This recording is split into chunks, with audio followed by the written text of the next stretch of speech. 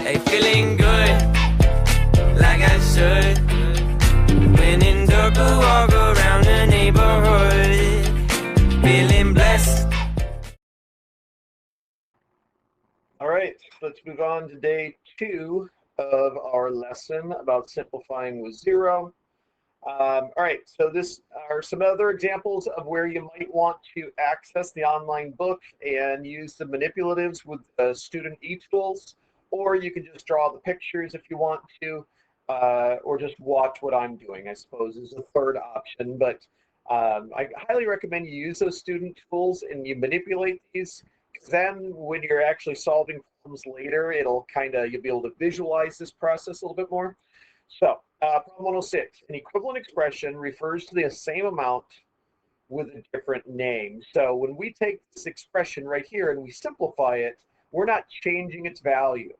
We're just changing how we write it in a more simplified way. So for instance, if we took 2 plus 4 plus 5, and we decide to rewrite this as 6 plus 5, it's still the same value. We were just writing it in a different way, right?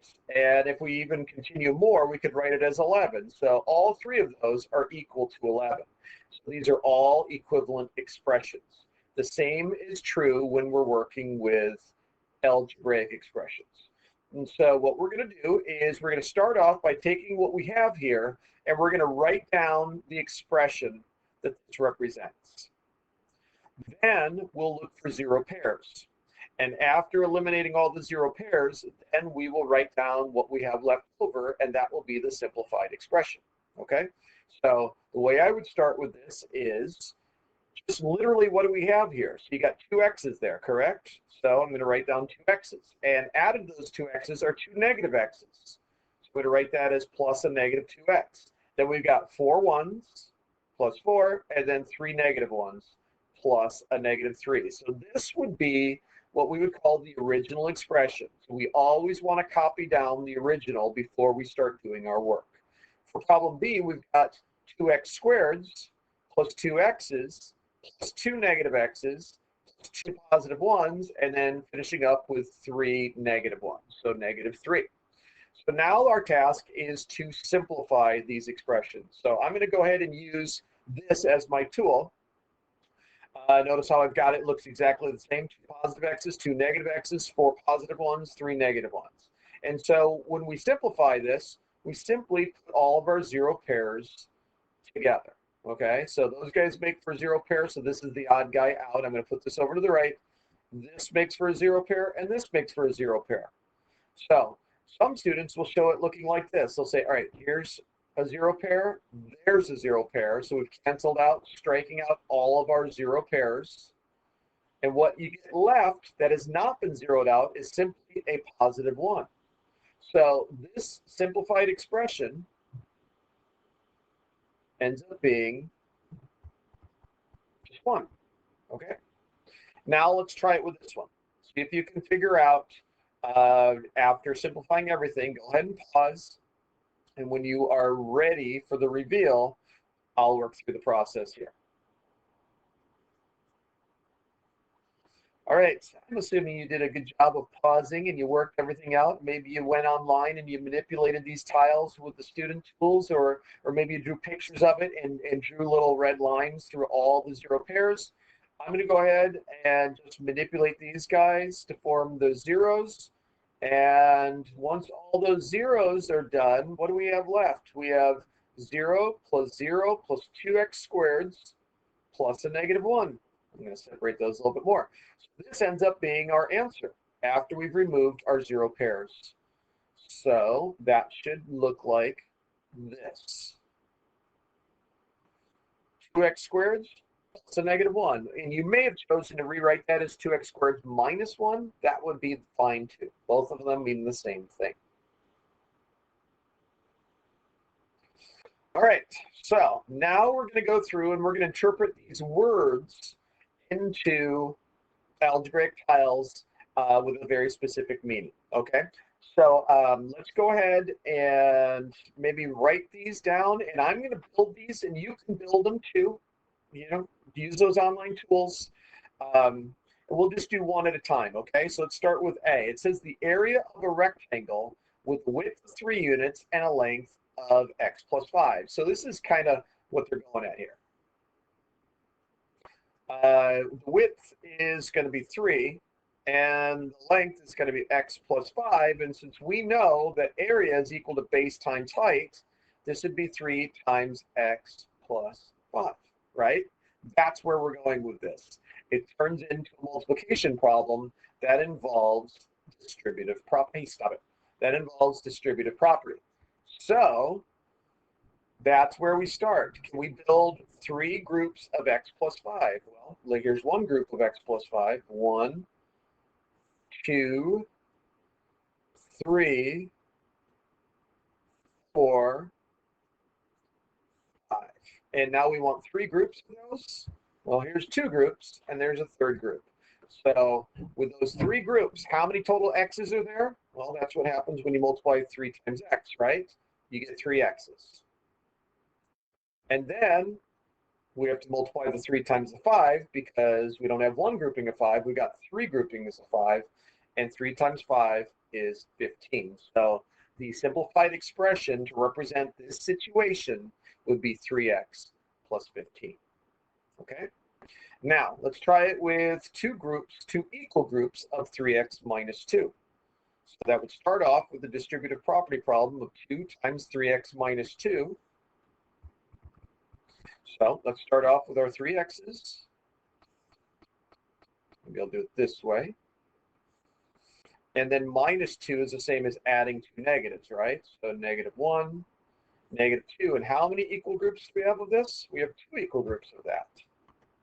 So we no longer have 3 x's. We have 2 times 3 x's, which is 6 x's. And we no longer have 2 negatives. We've got 4 negatives. So that becomes 6x minus 4. Okay? I would like for you to do problems C and D now. Okay? See if you can figure out how those would work with your manipulatives and write down the expression before you use distributive property and then after. All right, see what we got. 4 rows of 2x plus 1. So here's 2x plus 1. And now we need 4 rows of this. So here's 1 row, 2 rows, 3 rows, 4 rows of 2x plus 1. Results in us having a total of 8 x's plus 4.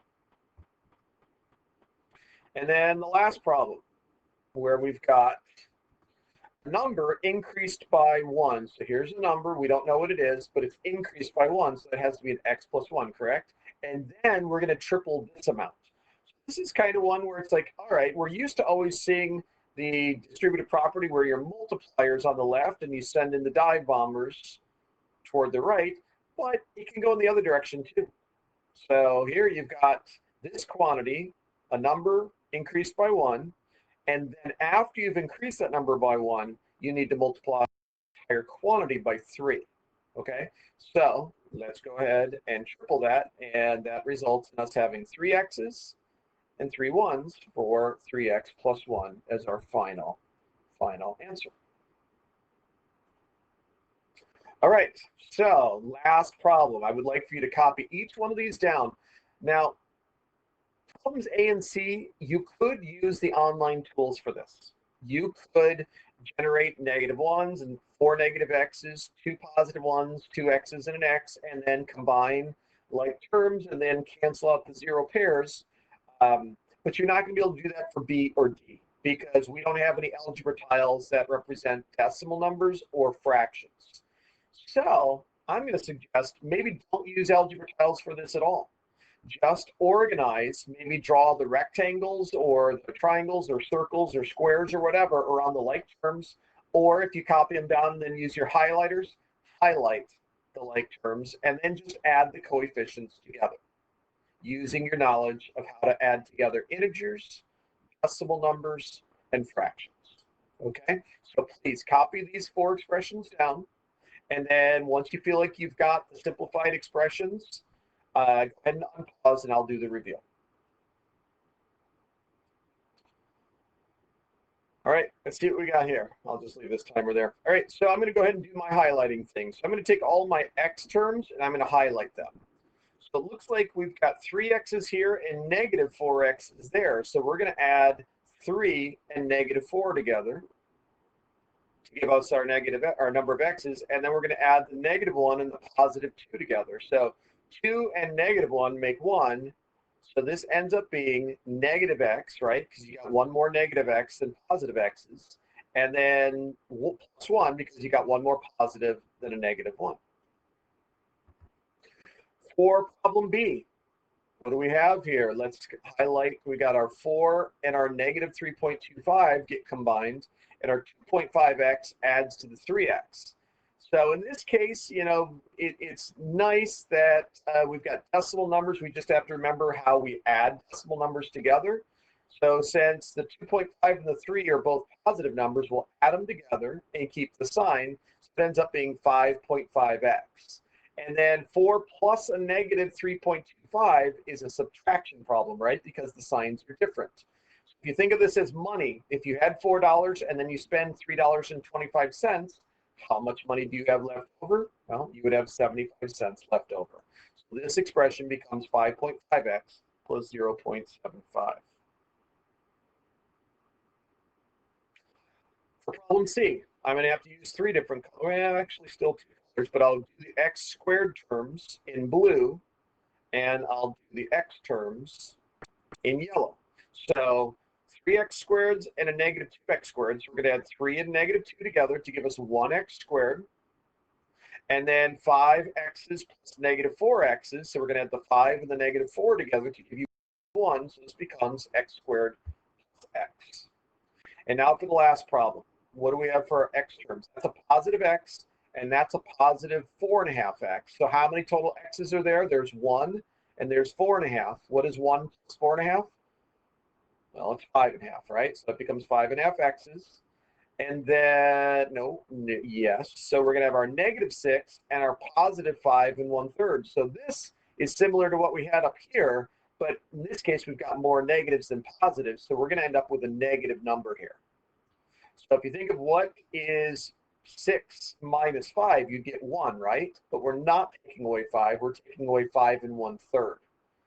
Sometimes I think about it this way. It's like, okay, well, we better do some work here. If we take 6 minus 5 1/3, sometimes adding up, what would you add to 5 1/3 to give you 6 for an answer? And that would be 2/3, correct? So this is going to end up having to be negative 2/3 because remember, it was a negative 6 and a positive 5 1/3, so we had more negatives than positives. If you actually did the subtraction here, though, we would borrow one of these guys and then change this to 5 3/3. So we can take 3/3 minus 1/3 is 2/3, and 5 minus 5 is 0, and that's how we get the answer as well. Okay?